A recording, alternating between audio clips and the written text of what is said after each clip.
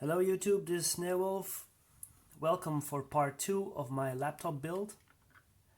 And actually I want to make it a full build video, but as you can see it's quite easy. So this is how I will place it. I'll put a USB port at the top, because at the bottom there was not enough space, and I can just tuck this away like that. Make sure you use short cables. And mind you, they're very difficult to find, these short cables. I got one short cable with a power bank, and the other one, I don't know where I got that one from. Also from some cheap electronics product. The only thing I had to wait a long time for is this very short HDMI cable. That took me a long time to find one on Amazon. All of them are 30 centimeters, and this one is, I think, 10 centimeters with a little bend in it, so it's very easy to mount. And you can see, actually this is my whole computer, my whole laptop. I didn't plug this in yet, because otherwise the system will start up.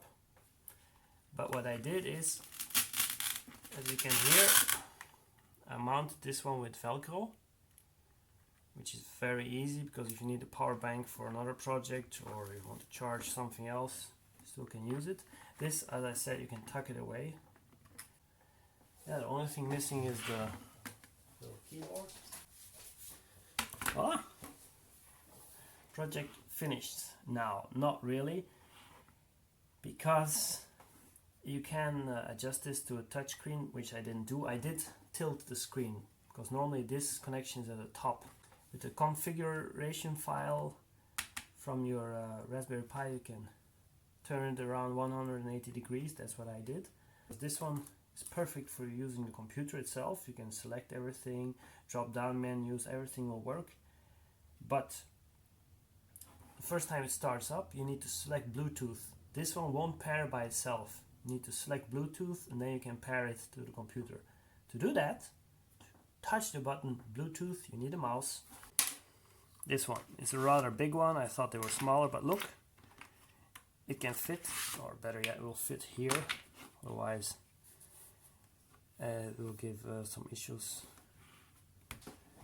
with my power bank. Yeah, and I can just connect it up for start up, up, start up, and then I can start writing, do my thing.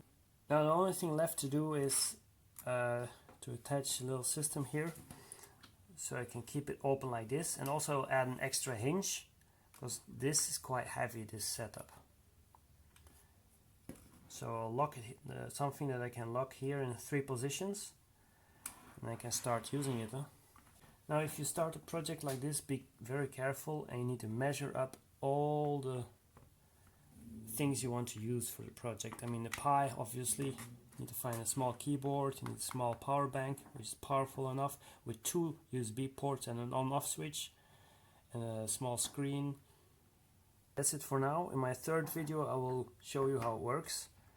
Let me switch it on, and hopefully I'll have fixed the position thing, a piece of metal to keep it open. Now if you like my videos, press like.